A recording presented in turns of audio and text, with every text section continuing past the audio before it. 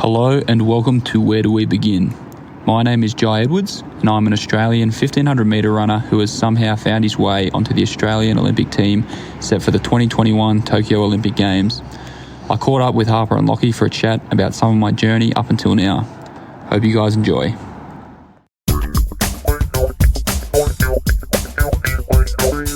Thanks for that, Jye. My name is Harper and my co-host is Lockie. How are you on this superb day in our final Olympic guest episode, Lockie? I'm absolutely superb, Harps, and I'm just looking forward to getting started and cracking into the actual Olympics. It's only a couple of days away now, and I'm super excited to see all our Australian, not only our guests, but every other person that's representing the country do us proud. And of course, firstly, a little note. We recorded this before the Olympic window, so we're not breaching, violating any rules or restrictions.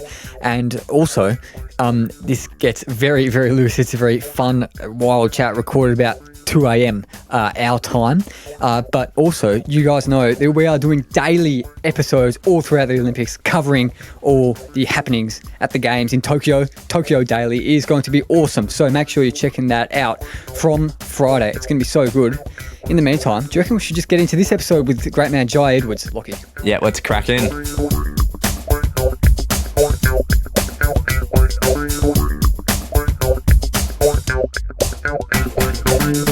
It is amazing what this guy's been through to get to Tokyo. He's actually in Europe right now preparing for the Games, and we are so excited to see him go toe-to-toe with the world's best very, very soon. In more ways than one, really. He really is an Olympic bolter. And Lockie, mate, I'm really looking forward to this episode, I've got to say. So, Jye Edwards, welcome to Where Do We Begin?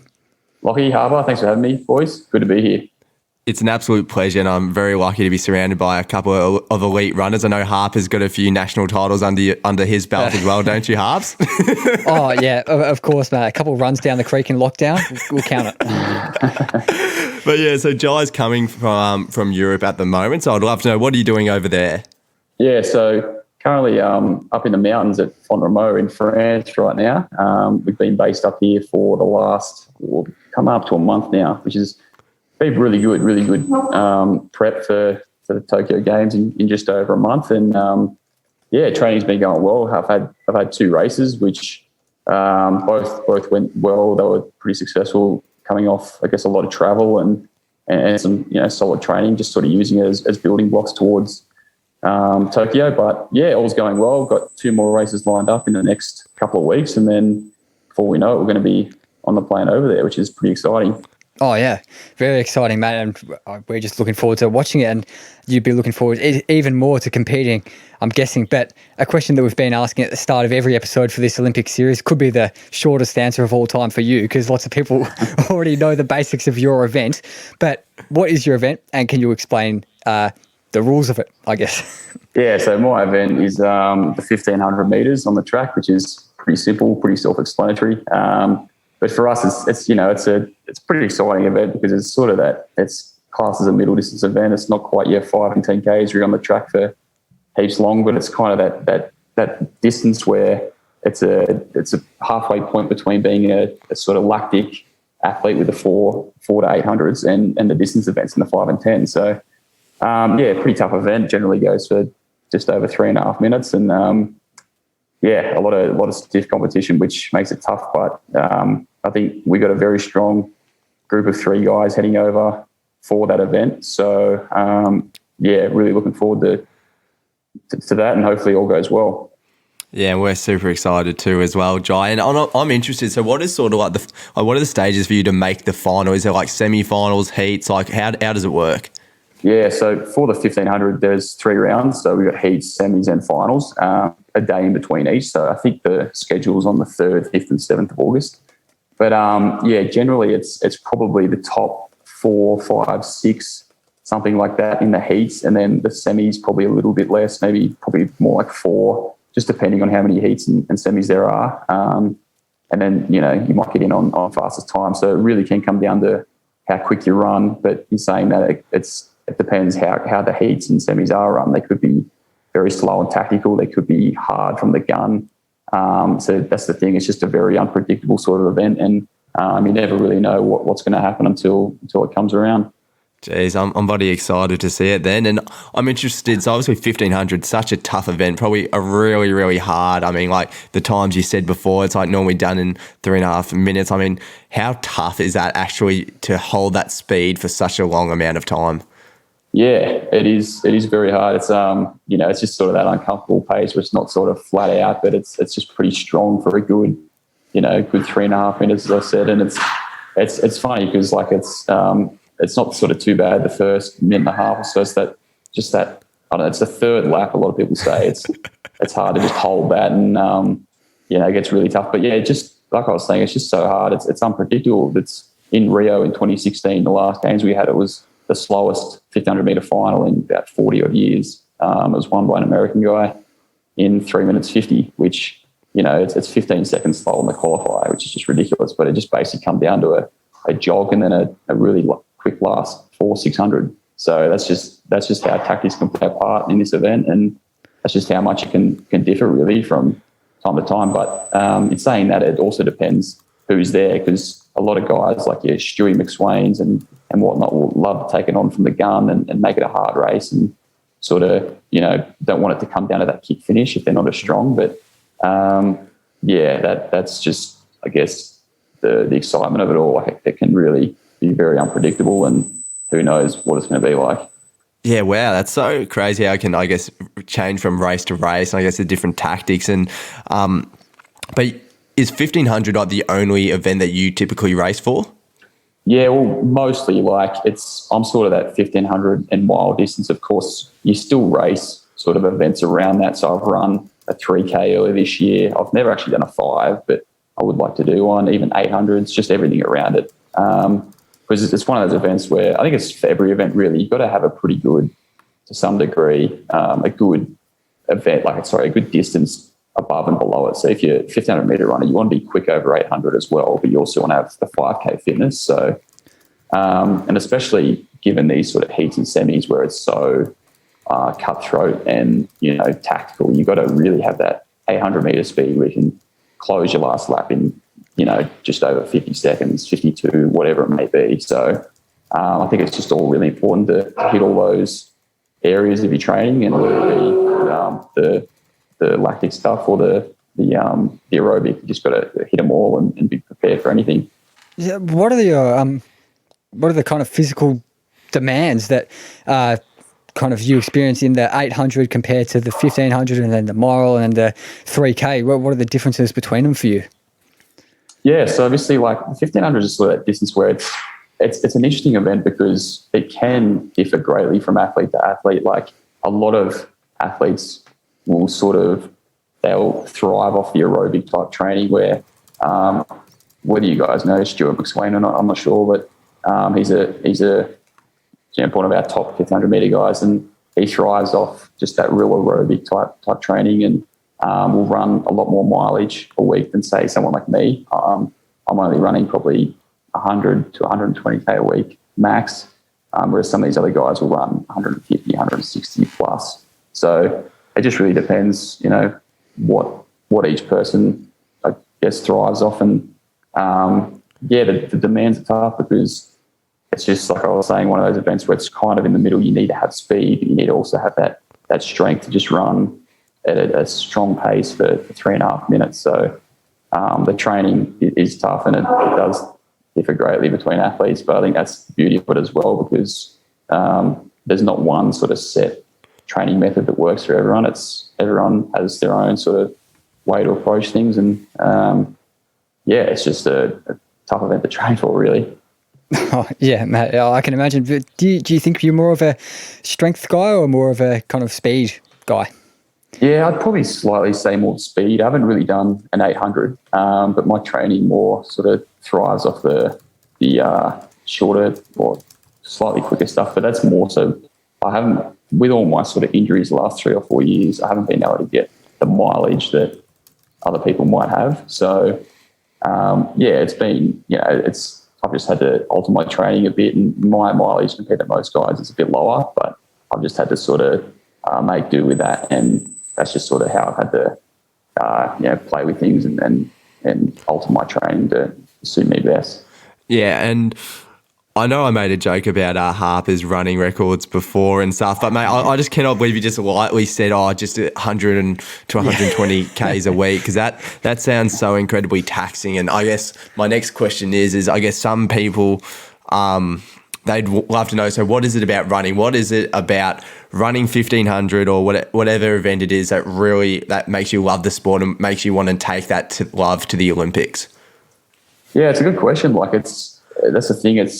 I don't know. Running for me it's just something that's always there. It's something I love doing every day. Or most days. There's some days where you don't really feel like doing it, and I do generally enjoy training most of the time. Particularly just the after. You just feel good. You feel much better once you've been out and done it all. But for me, the main thing is I just love competing. I love racing. I love racing, I guess, well more than anything. Like there's no better feeling than coming off a great race and.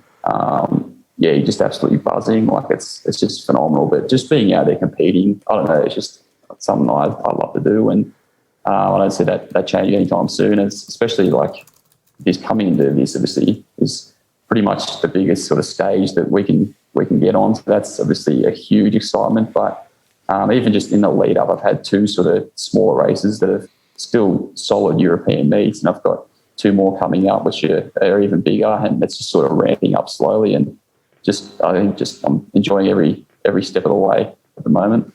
Wow, Jye, it's just awesome to hear, I guess, how much like you love the sport and why you do it and compete at a level. And it's something that I've really grown to appreciate over the last year, how enjoyable running can be. And something that I really just want to ask next is, okay, so I know we're harping on a bit, so 100 to 120 Ks a week of running and training, but how does it actually break down? Is it a lot of steady state runs? Is it a lot of, like threshold type? Is it intervals? How do you like break that down into obviously the 1500 event so that you can compete and run at the highest level? Yeah, that's a good question. Like it's obviously I think the thing with running is it's so individual and individualized. Like it's some people thrive off certain types of training, other people do other types. So it really just depends. For me, and with my injury history the last 3 or 4 years, I've really had to play around with that and sort of try and find a bit of a sweet spot in terms of mileage and what works for me. So.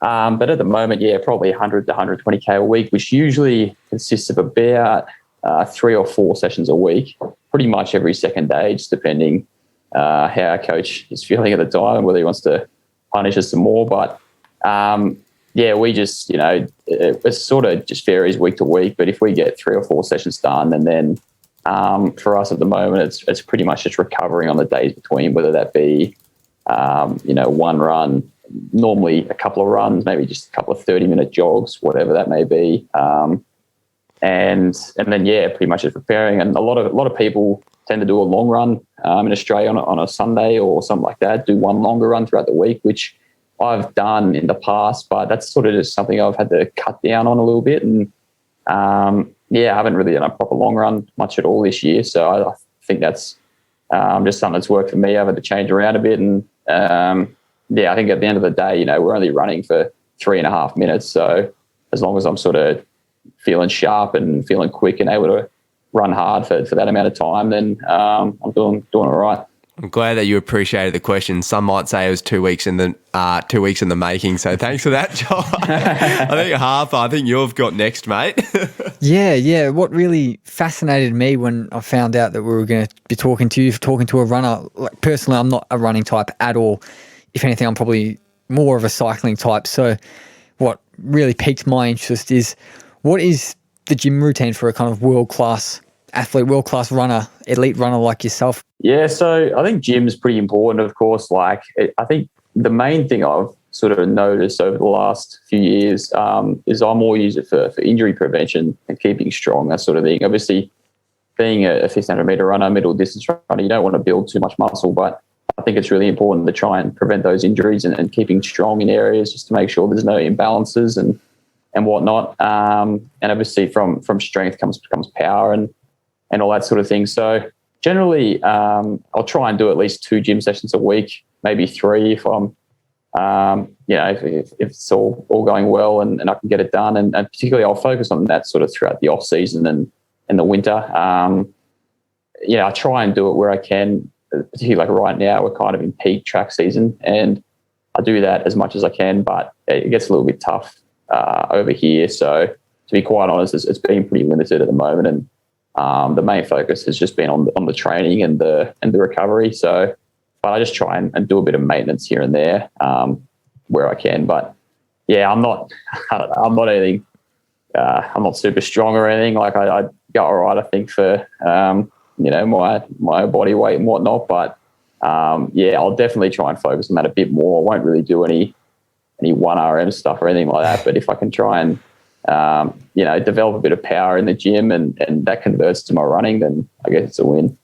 Yeah, awesome. And I guess do you have to be careful with like how much muscle and sort of weight you actually put on? Because obviously with your sport, I guess the heavier you weigh, the harder you have to work, and I guess it would be hard to maintain that speed. So like for you, is there like a target weight that you have to like meet like for race day that your coach sets, or like do you have to be careful? It's like, oh no, I don't want to work out too much because if I build on too much muscle, it might affect my performance, or you're not really too worried about the muscle because it actually helps. Like, yeah, so I'm not generally too worried about it. Like, I don't do really enough strength work to get too muscly and whatnot, which is not an issue. Obviously, you see that with athletics, you see that the sprinters who are huge and big and powerful, and you see the little 5, 10K runners who are skinny as. So I think 1500 being right in the middle, you need sort of that balance of you need to be lean and quite fit, but you also need to have a bit of power, and normally pretty good power to weight ratio. So for me, I don't generally tend to worry about it too much. If I can,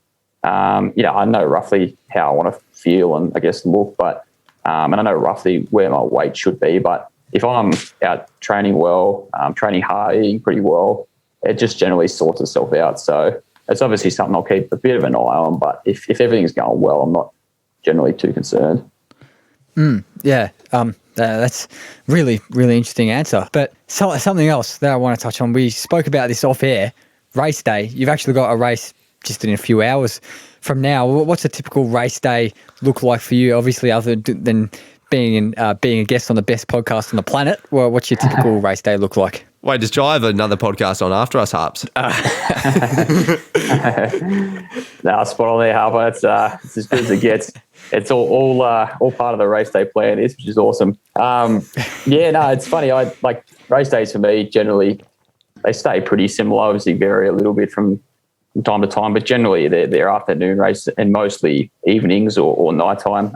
This one's at about 8:30 at night, but for me they normally look pretty similar. I normally, depending on the race time, I normally wake up and have a bit of a shakeout run. So normally just like 15 minutes or something like that. Just go out for an easy jog or on the treadmill or something just to shake the legs out a bit. And then I'll normally just try and have a good sleep in, of course, before that. Just sleep for as long as I can, really.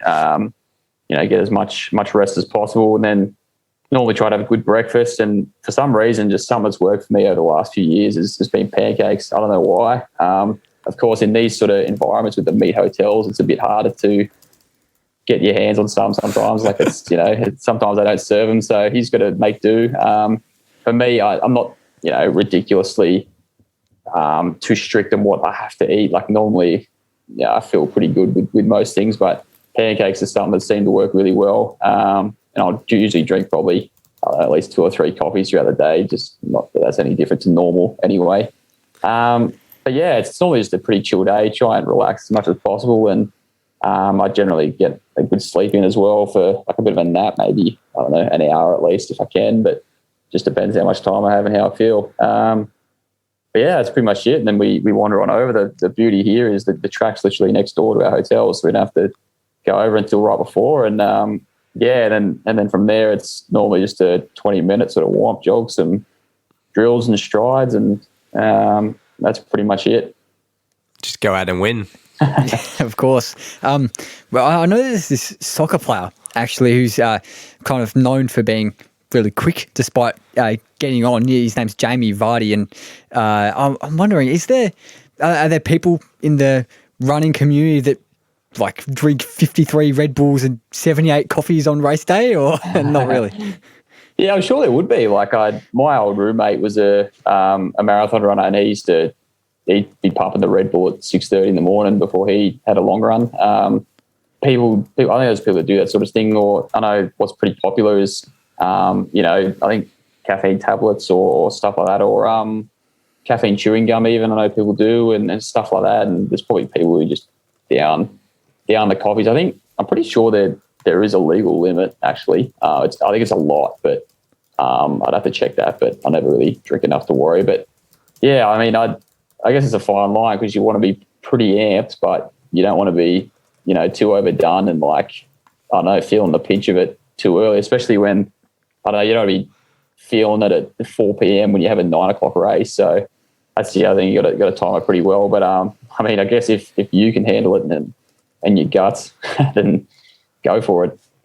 Yeah, definitely. I tell you, I've got a bit of inspiration. I reckon next time I go out for my 15-minute 2K runs, I'll be smashing some caffeine tablets to make sure I can get through that vigorous workout. And we spoke a little bit about it off air, but altitude training. So you do a lot of altitude training in like Perisher, and you've been doing a little bit while you've been over in Europe. Like, what effect does that have on your races and I guess your performance? Yeah, it's another good question because it's something with like the last few years I've been quite injured. I haven't got much training in, and it's something I haven't really been able to do, the altitude training, which I think just about every elite middle distance runner does altitude training at some point. So yeah, that's been phenomenal. And luckily for us down in Canberra where we train, we can just pop up to Perisher, which is only a 2.5 hour drive down the road, which really isn't that far.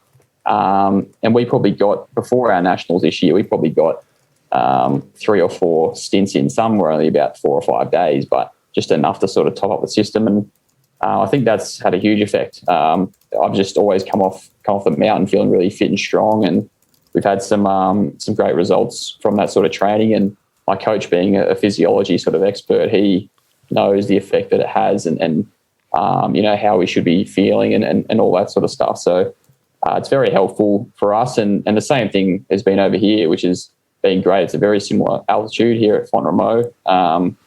And yeah, again, just like, I think being exposed to that environment and having it so much as well back home in Australia, it's really helped. So that's definitely, I think, a key part of my training the last few months, and it's probably sort of what's helped me so much with these races. And the beauty is that we've sort of been up there, we've just been able to pop down, get a race done, and then head back up, and you're only at sea level for 48 hours, so it's pretty perfect. Yeah, that just sounds awesome, ideal, really. But we were, again, talking about off-air, a race that you had about a week ago. I think Stuart McSwain, who we mentioned before, broke some kind of record, I think, which was pretty amazing, made pretty big news. And you finished third. Pretty good performance from yourself. So well done on that, mate. And just tell us a bit about that race, how it went. Was it a mile, I believe? Yeah, thanks, mate. Yeah, it was the Oslo Dream Mile, which in the athletics world, it's pretty, I guess, elite race. I guess it's one of the best miles in the world. I would say it's right up there anyway. And yeah, I was lucky enough to get put in that. And for me, that was my first Diamond League race, which is, it was quite. I was ecstatic to be part of that because that was big and something I've watched for a lot of years. So that race was good. I went into that, obviously a little bit nervous, being my first one on sort of the real big stage, but the race, I wouldn't say it was tactically perfect. I just probably found myself a little bit too far back. I was probably a little bit too conservative, if that makes sense, but sort of got shuffled back early after being on the rail, and just sort of left myself with too much work to do. But in saying that, I'd rather do that than go out too hard and just pop. So but yeah, an absolute credit to Stewie. Like, that was the Australian record, which I think has stood for around 16 years, I think they might have said, something like that, 18. So it's been there a while, which was, it was phenomenal from him. He really deserved that one. And I think it's like his 4th or 5th Australian record, something crazy. He's just an animal. And don't be surprised if you see another one overnight here. It might go from him because he's something else. Yeah, mate, we'll be watching intently for not only him breaking records, but we're sure yourself. And as you said, mate, Monaco, fast track. Now, why is that? Because it seems like you go quicker there than the bloody race cars at the MotoGP. Yeah, it's interesting. Monaco it's just a renowned track for running quick. It's just one of the quickest meets of the year, probably the quickest meet of the year, especially for middle distance running. 1500s here are always quick. Don't know what it is, whether it's just the the location, the track itself. I know that the fast times always attract a great field. So, all the elites are out there and all the same goal is trying to run quick. There's nothing tactical going on. So, it's just one of those meets you sort of dream of being a part of, and to actually be a part of it is awesome. So, why it's so quick, I don't know. I think the track's sort of designed in a way. I get the feeling it's kind of maybe up on like above sort of ground level, and I don't know if there's some sort of science behind it, but it's always very quick. So just hopefully get amongst that and get dragged along for a decent time. Yeah, cool, man. But something that I found when I was doing a little bit of investigation, the times that the winning person in your event got in 2016, the Olympics, you like regularly beat those times for like 10 seconds. So I find it pretty crazy, pretty amazing how, I guess, the tracks for one and also the tactics of running races differ so much from race to race. Honestly, I had no idea it was to that massive extent. Yeah, absolutely. Like that's something that is huge in 1500 meter running, and I think that plays a huge part of how people go progressing through the rounds of championships, whether to go from the heats to the semis to the finals, and I think that shows just how tactical it can be. So the guy that won that race in 2016, Matt Centrowitz, an American, his PB was 3 minutes 30 or something like that, but he won the gold in 3 minutes 50. I think it was one of the slowest Olympic finals ever.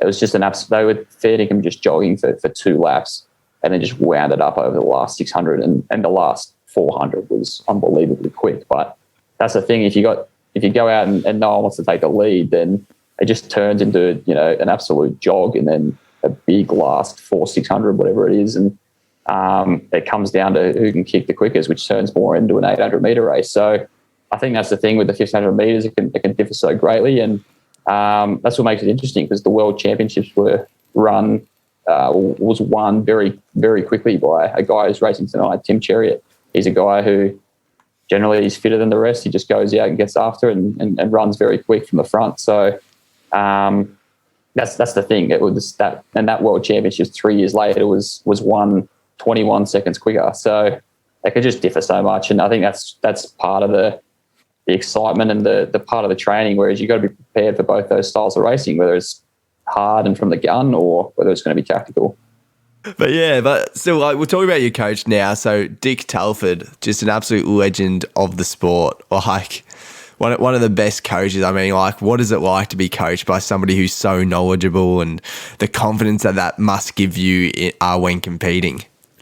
Yeah, Dick's been phenomenal. Like I obviously moved to him. I was with a great coach in Sydney prior to that, and then I moved to Dick. I think it was the start of 2017 or the end of 2016, and then I made the move to Canberra from the south coast, just south of Wollongong, which is where home is for me, and made the journey to Canberra to train and live. And I was mainly obviously attracted to Dick and his coaching style, but just the group as well, the great group of guys, which just makes all the difference when you're surrounded by such a good, group of people who push you along every day, really. So, he is really a legend of the sport. Like you said, the thing I love the most, he's 75 years old, but he's as mentally as sharp as ever. He's just so knowledgeable and so experienced. He's done it all before many times. He's had so many successful athletes, and his training style, particularly for me, it's not exactly conventional, and that's something we've had to play around with the last few years, given I've been injured so much. But I never doubt him and his sort of coaching style and what he prescribes me week to week. I never have any doubts with whether it's what I need or not. I just know that he's all the brains, really, and I just do the work. So I'm very lucky to have met him, and I couldn't be in better hands. Yeah, like with that whole group mentality, and I guess a quote that Dick said was that like the current crop is like the best that he's seen for 30 years in Australia, the athletics. Like, I guess, how good is this group? Like, is that true? And do you think they're just going to take on and have a really super successful Olympics? Yeah, well, I hope so. Like, it's right now the current crop in Australia is phenomenal, and I think we see that from just from all the different sports, all the different events, particularly in athletics, there's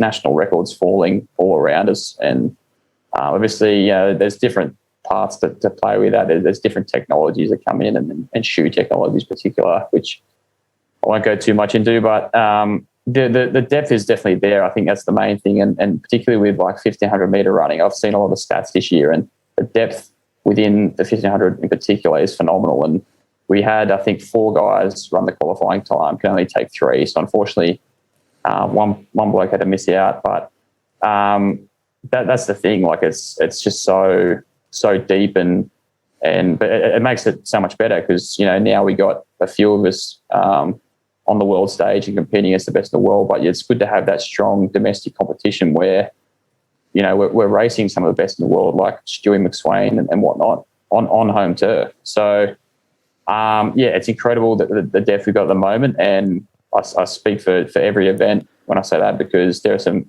legit medal chances in a lot of events, and he is hoping for successful games. Yeah, exactly. He is hoping. And you mentioned your injuries. I think some Achilles stuff and some knee stuff, just awful run, some stress fractures in there as well. I'm probably missing some. You've had that many.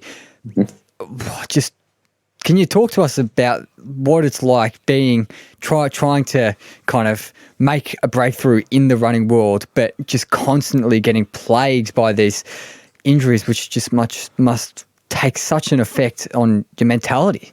Yeah, I just saw this quote here, Jye. It said in your first 2 months of training in Canberra, you failed to it was like you had about 6 months worth, so you're injured for a year and a half. Yeah.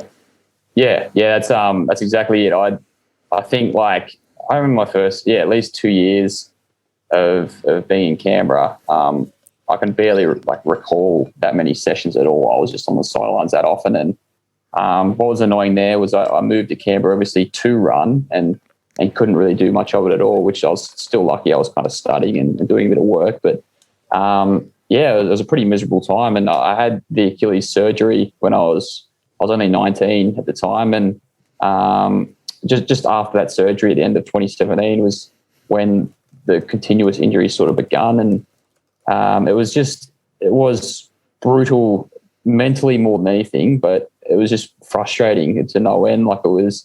I'd have an injury, then I'd get I'd finally recover. I get 2, 3, maybe 4 months if I was lucky of decent training. I get into some pretty decent shape, and then it just all come crashing down again. I get injured. It would be something else or something the same, whether it be hips, knees, a lot of lower leg stuff, feet, that sort of thing.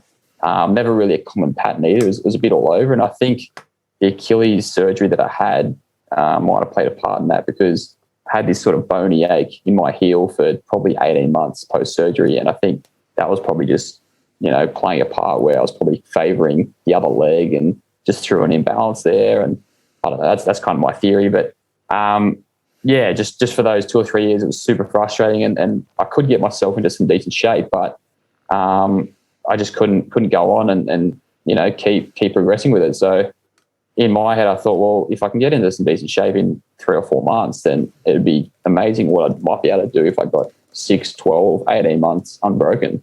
And I think that's just been the biggest change this year, which has led to some good performances, because it's just I've been able to get that sort of 6, 8 months in now pretty unbroken. I've had a couple of small niggles, but nothing I haven't really been able to manage. And I think that along with just developing and growing older, it's just made such a huge difference.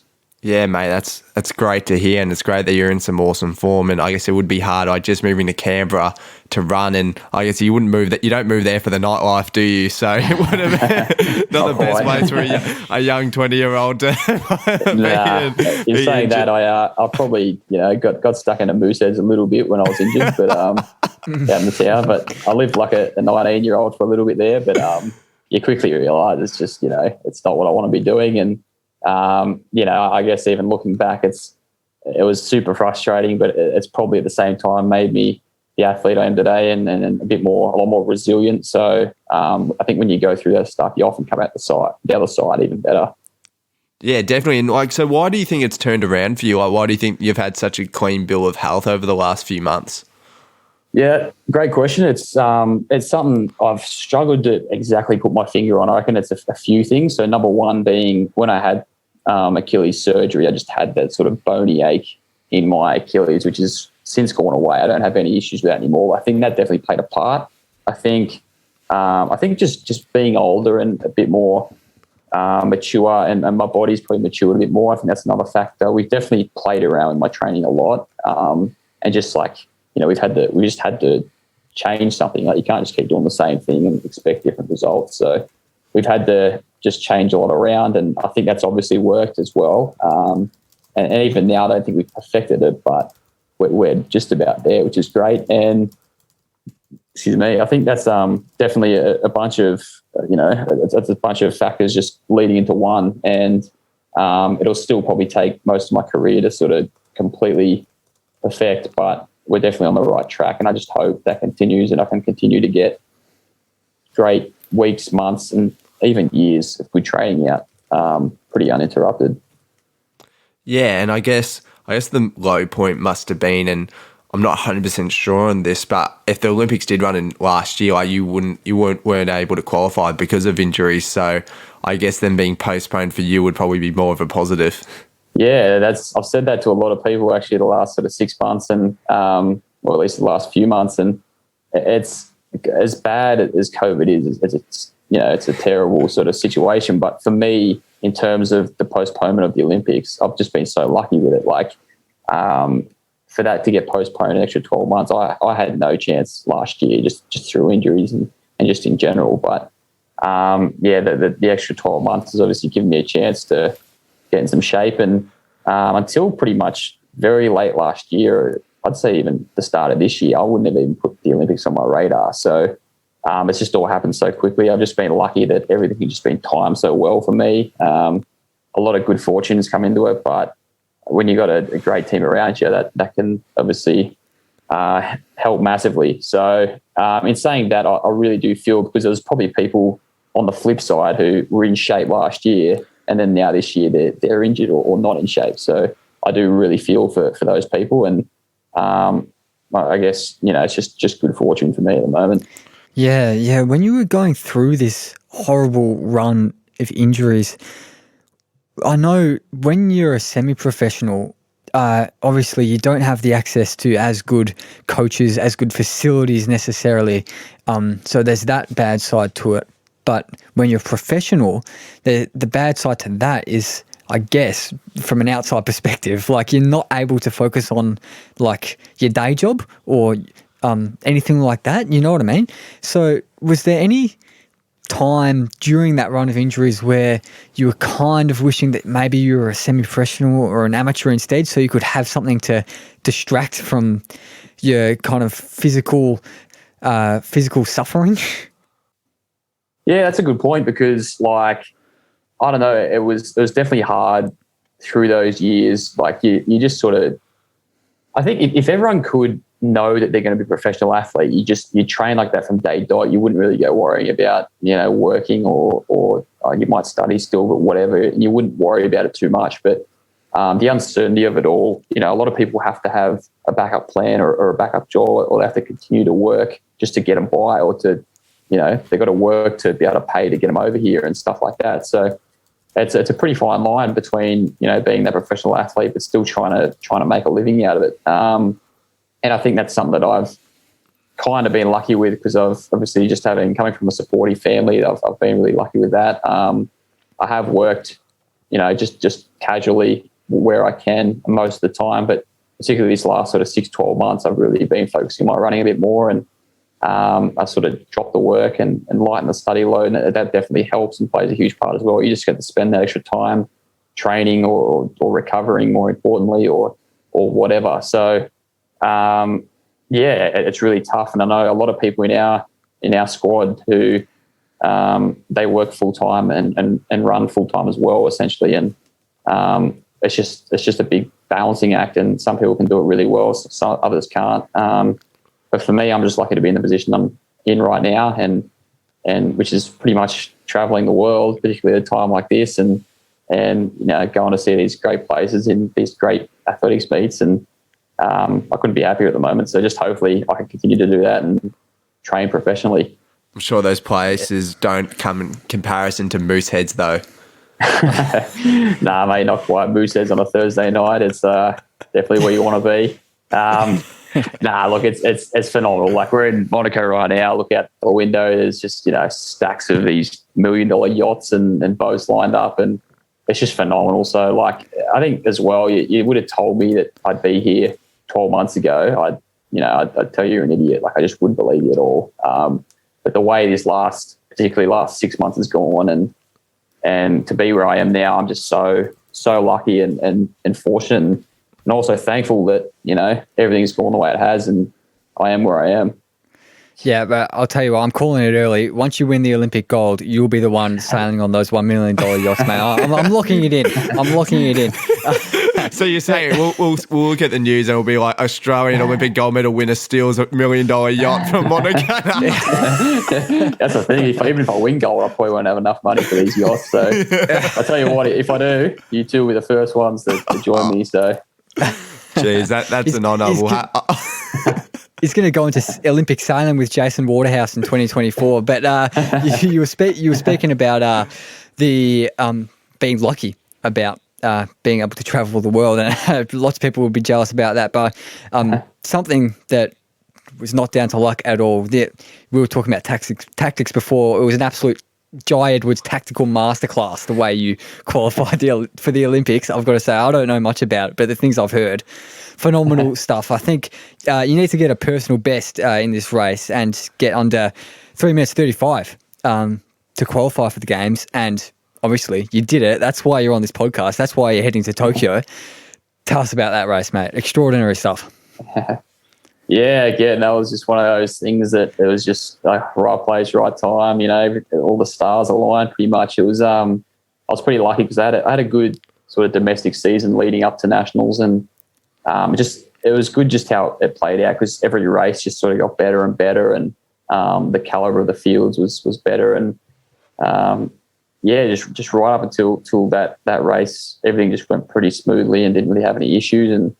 And nationals was obviously a huge step up from a lot of those races, and the main one being having Stewie there. So as I was saying before, it was still a lot of good fortune. Like when I was in that final, Stewie's just a class above the rest of the field, and his best chance to win that race was to take it on from the gun and to try and run everyone off their feet, essentially. So I made that decision pretty early on in the race to just go with him and hopefully hold on, which I was lucky enough to do. That day it was sort of a bit windy, so running from the front would not have been easy, and I was just lucky to be able to get a sit on the quickest guy in Australia for 1,400 metres of a 1,500 metre race, and just lucky enough to go by the last 100. But in my mind, I felt kind of bad because Stewie's still a better 1,500 metre runner than I am, and I feel like I sort of just took that time away from him in a way, which I know is still, that's racing and that's how it goes. But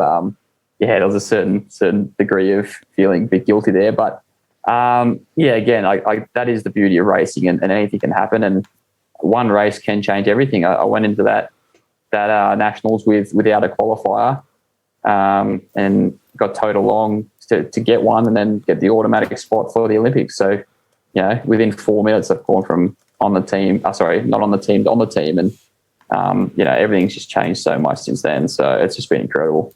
Had you even thought about what it was going to be like, or thought ahead to being on the team before that race? Because just within the space of that 3.5 minutes, your fortunes have completely flipped.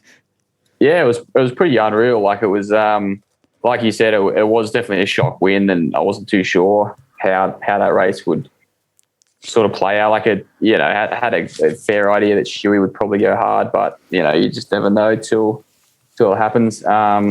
But it was just, as I was saying before, it was just the perfect run of events leading up to that race. Each race just got better and better, and I was, it was just the races leading into it was gave me a lot of confidence, I'd say, more than anything. And the Olympics, it was kind of on the radar, and I think just as the season went on, that sort of realization just grew more and more. And by the time I ran my last race before nationals, I was probably only half a second off running the qualifier, so that was handy. But and that's when I kind of realised, okay, I'm a decent shot here. But even then, with the quality that we have in the 1500 metres, it was never a given. So it's been a huge sort of surprise for me, particularly that race. And but it's been awesome being over here. I think I've really kind of cemented my spot, and I feel like I actually belong out here running against some of the best guys. So it's a great feeling to be able to do that and just to be alongside them in these races. Yeah, definitely, mate. And so now you've qualified, we want to know, what are your goals for the Olympics? You know, Harper and I are not quietly, we're just very confident, to be honest, in you and what you're going to achieve. I'd love to hear, what are your goals and how are you feeling heading into the Games? Yeah, look, it's a lot of excitement, first and foremost, and obviously there's nerves there, and you're on the world stage in front of everyone. It's a bit of a scary thought, but being my first Olympics, I never thought I'd be here. Last year, I was kind of just more thinking Paris maybe, and even that's not really a given, but I thought that'd probably be my best chance. So this has just all been a bit of a shock, and I'm just riding the wave at the moment. But seeing as though there's 3 rounds of the 1500, the ultimate dream would be to make the final. That would be absolutely incredible. That's going to be extremely hard to do, especially given the caliber of athletes around the world. But I would just love to hopefully race twice. If I can make the semis, that'd be great. And then obviously I'd love to make the final, but we'll just see how it goes. If I can just take it one race at a time, hopefully get at least a couple of races in. But as long as I, can look back and run well, and if I'm not good enough, then so be it. As long as I can just have no regrets in the race, run it tactically how I want, and that's all you can really do. If you're not good enough, then so be it. Yeah. How many make the final, just quickly? Probably 12 normally, yeah. So it's pretty cutthroat. Like normally they'll take, it depends, probably I'd say from the heats maybe 5-ish, give or take one. People, so that's normally not too bad. And then they'll take a few on times. Then depending on how many semis there are, they'll take sort of probably 3 or 4 from each semi, and then through to the final. And so it'll be 12 total. Given that, how many runners are? Sorry, Lockie. How many runners are in total going to these Games?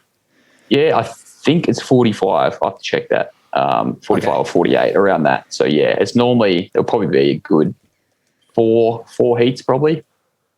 But yeah, we'll have to. Awesome. Well, that's, if there's 44 people going or whatever you said, that's 43 people that you're going to beat. And I guess being your first Olympics, does the nerves affect your racing performance and the fact that you could tire yourself out before the race even happens? Yeah, absolutely. I know some people with their pre-race nerves, they get so bad that they're physically sick. And I've known a lot of people who they just can't handle it on the world stage. And we've even talked about it before with my coaches. He's had people in the past who, they really can't handle it, and they almost don't want to do it. It gets that bad. So I'm generally pretty good. For most races, I'm pretty calm. I obviously get nerves, and there's also a fair degree of excitement there too. And you're always a bit concerned with the outcome. But I think if you sort of just stand on the start line and just think back to all the training you've done and just be confident as much as you can, I'm sure Tokyo will be a different story because it's the Olympics, so it's a bit of a different approach, and that's as big as it gets. But I'm sure I'll be a bit more nervous there. But I'm generally pretty good, and if I can just stand there and know I've done my all to get here, and whatever happens, that's probably the best way to approach it. And at the time of recording, just a couple of days ago, it's been announced that there are going to be no crowds whatsoever at the Games. So firstly, how do you think that's going to affect race day and the race itself? And secondly, your whole Olympic experience, because it's just obviously going to be so strange. Do you think it's going to detract from it at all for you? Yeah, it does. It's an interesting thing, and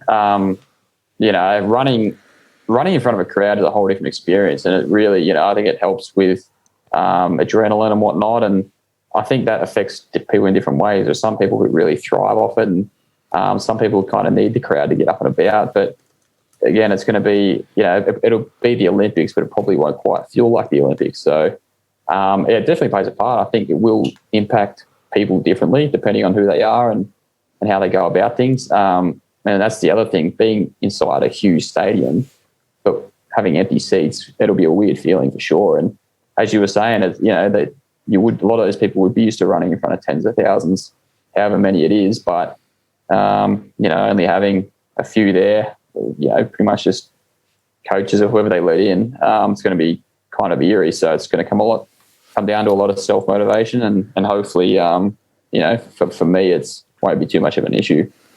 Yeah, definitely. Now it comes to our final question, but it might be our most important. So which is, do you have any like life philosophy, like any little words that you sort of like live your life by? Not really. Like, I just like to, as best as possible, have no regrets with things. Like, I know that's so cliche and whatever, but it's just like with this sport, I don't want to leave any stone unturned, sort of thing. And it's so easy to look back on particularly races and stuff and think, could have done that, should have done that. But it's all in the heat of the moment, and you've only got 3.5 minutes out there, and you just got to give it your all. And whatever decision you make at the time, that's just what happens. So as long as I can, look back and have had a good crack, left nothing to chance, like given it my all, and then hopefully look back in 10 years' time with a career I can be happy with. That's all I can really do. Yeah, and I know Lockie said it was the final question, and I know that it's 1:20 a.m, but we're going to keep on rocking because we have got one final segment, and I'm going to hit the music.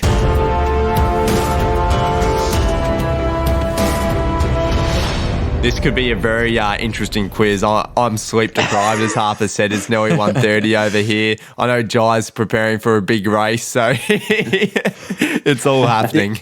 It's going to be a weird one. It's almost as weird as the Olympics going ahead without any crowds. It's a bigger event than the Olympics, of course. It's the Where Do We Begin quiz, my favourite segment, Lockie's favourite segment. I hope all our listeners enjoy it too. So, Jye and Lockie, I've got 2 questions for the both of you. 2 questions. 5 questions for the both of you. There we go. 1:30 a.m. already showing. But I've got 5 questions all related to Jye and his career. They've got some loose connection to you and your career, Jye. So I'm going to start with question 1. Your name is your buzzer.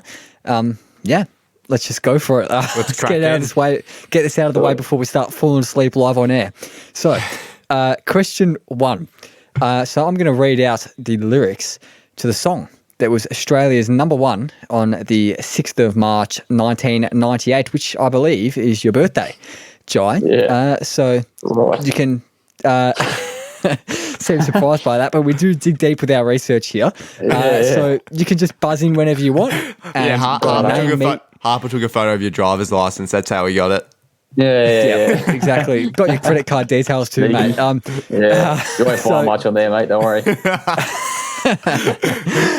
So you can buzz in whenever you want and just name me the song. But once you buzz in and get it wrong, you can't buzz in again. So I'm going to start reading the lyrics. Every night in my dreams, I see you, I feel you. That is how I know you go on. Far across the distance and spaces between us, you have come to show you go on. Near, far, wherever you are, I believe that the heart does go on.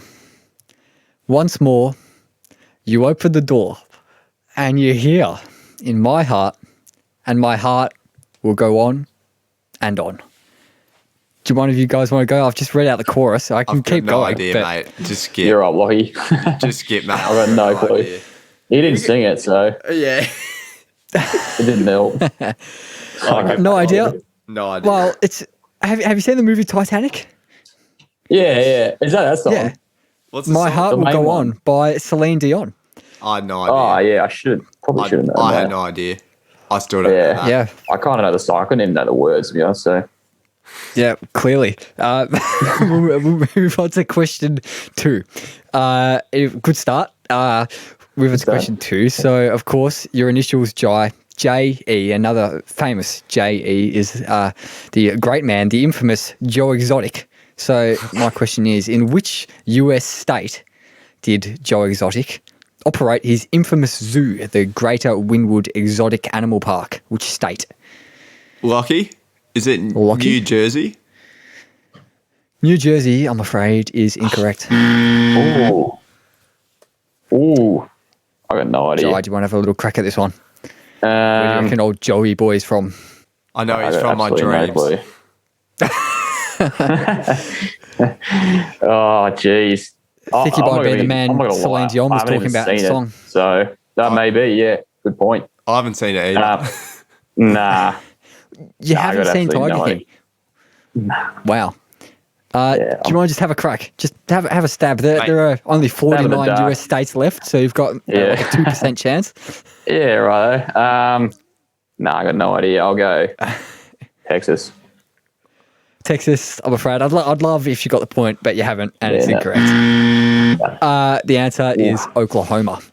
There you go. Well, I'll tell you what, Jye and I have a lot in common, both elite runners, but we haven't seen Tiger King. We are two peas in a pod. That's it. That is it. Both on 0 points. We're still locked at 0-all in an absolutely thrilling quiz. It's usually pretty tricky, but I think it's even trickier being at, as of right now, 1:25 a.m. But we'll move to question 3, which is a closest to the pin question. So, of course, based in Canberra, quite a bit of the time. So, of course, in the Olympics being in Tokyo, the distance from Canberra to Tokyo is around about 7,952 kilometres. So, a little bit of a mathematical question for you here. So, listen closely. Going at the same pace as you did, Jye, when you ran 1.5 kilometres in about 3 minutes 34, and imagining there was no water in between Canberra and Tokyo, just running straight there, how long would it take you to run from Canberra to Tokyo, running at that pace? Closest to the pin. 7,952 kilometres. Someone's got to get a point here. It's closest to the pin. So I'm going to have to dish it out somewhere.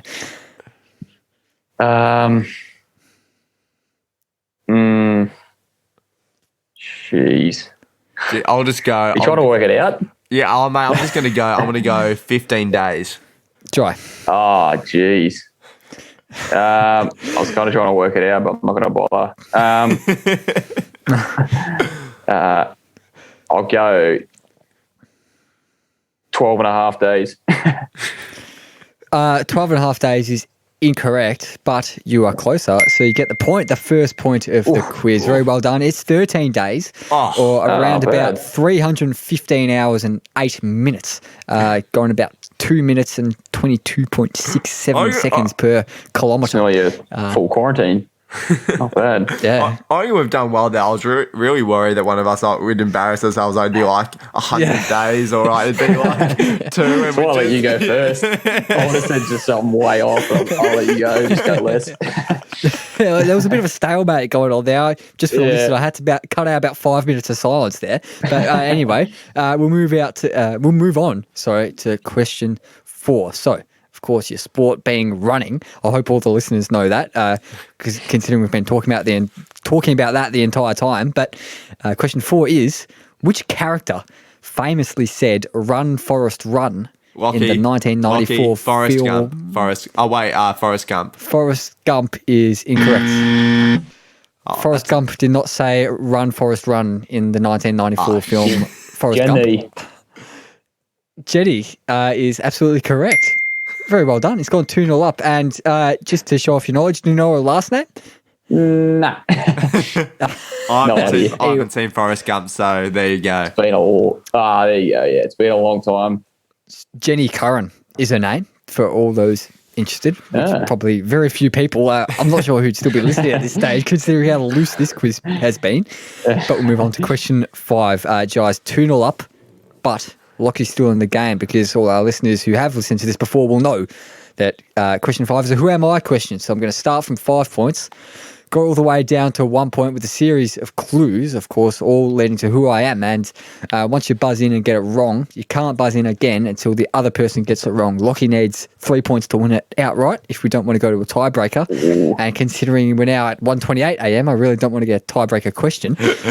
But I'll start with the 5-point clue for who I am. So, I was born on the 12th of January 1964 in Albuquerque, New Mexico in the United States. Moving on to the 4-point clue. The child of Jacqueline and Theodore Jorgensen, I displayed scientific interests and technological proficiency and once rigged an electric alarm to keep my younger siblings out of my room. No idea. Move on to the 3-point clue. Lockie's got to get it here to win it outright, of course. So for 3 points, after graduating from Princeton University in 1986 with a degree in electrical engineering and computer science, I was offered jobs at Intel, Bell Labs, and Anderson Consulting, among others. Lockie, do you want to have a stab or should we move on to the 2-point clue? I reckon I know who it is, but I can't remember his name. That doesn't do much for me, mate. It's a who am I question, so I'll need a name. Mate, I reckon, is it Elon Musk? Elon Musk. Let's get a bit of a drum roll going.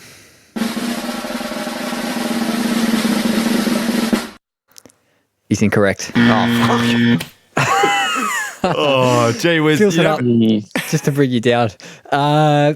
So, Jye's got a free hit at it now. We'll move on to the 2-point clue. Well, unless Jye wants to guess this and he gets it wrong and brings Lockie back in. But for 2 points anyway. I met Mackenzie Scott while she was working as my assistant in 1992. We married a year later, but divorced in 2019. Who is Mackenzie Scott? Yeah, no.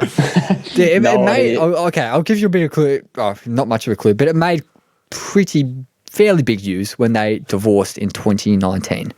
Yeah, right. Kathy Scott, no.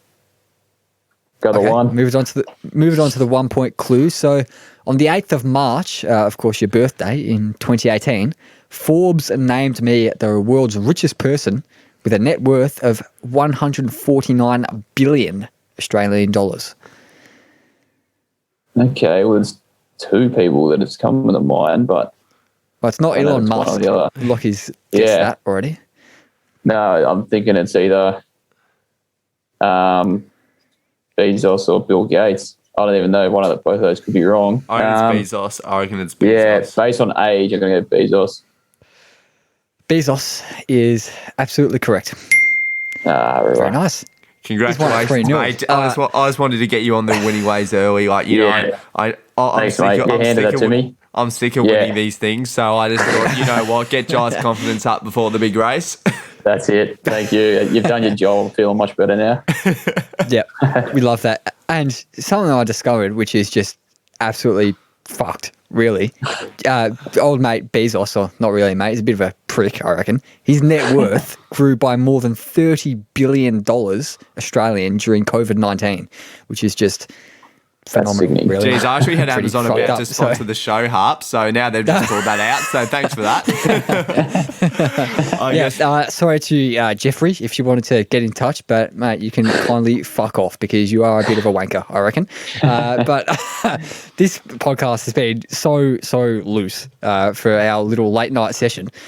I think that just about wraps us up unless Lockie's got anything else to say. Mate, I'd just like to thank Jye for coming on. It's been an absolute pleasure. You destroyed my confidence in the quizzes, but I will rebound. Don't you worry. Nah, unreal. Thanks, mate. It's been so good being on, and I'm glad we finally got to do it after a good few weeks. I think it's been over a month or 2 since you reached out. But now we finally got it done, and I really enjoyed it.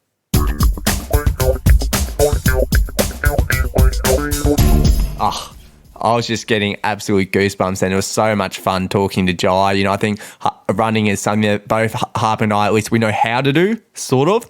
So it's something that, you know, I think we could both really get involved in and discuss with Jye. So thanks so much for coming on. Can't wait to see you absolutely dominate at the upcoming games. Yeah, I really hope you guys enjoyed that and took as much out of that as we definitely did. We've been talking about it, and yeah, we just loved that episode. Thanks so much, Jye, again for coming on. Thanks to our listeners for listening. You can check out all our socials at WDWB Pod, and even if you want, you don't have to. You can buy us a coffee at buymeacoffee.com/where do we begin. We'd really appreciate that. 5-star review, shout out to you, mate, anything. You don't have to, but We'd love you if you did. We actually got a really nice review the other day, Lockie. We saw that one, so good on you, whoever that was. Forgot your name, sorry. Good to see your burner account still fired up, Harps. Yep, of course. That's the way it goes. Anything else before we go, Lockie? Just like to thank all our listeners and, make sure you jump up on social media. We got a lot of good content up there and it'll continue during the Olympics. So you can find us on Facebook at Where Do We Begin or Instagram and Twitter at WDWB Pod. Thanks again for listening and see you next week. And of course, Tokyo Daily from Friday, the 23rd of July. All the episodes on YouTube, videos. It's going to be awesome. And all your podcast apps, of course, as well. So make sure you get on that. I'm looking forward to it. Lockie, are you looking forward to it as well? I'm pumped and can't wait. Thanks for listening, guys. See ya. See ya.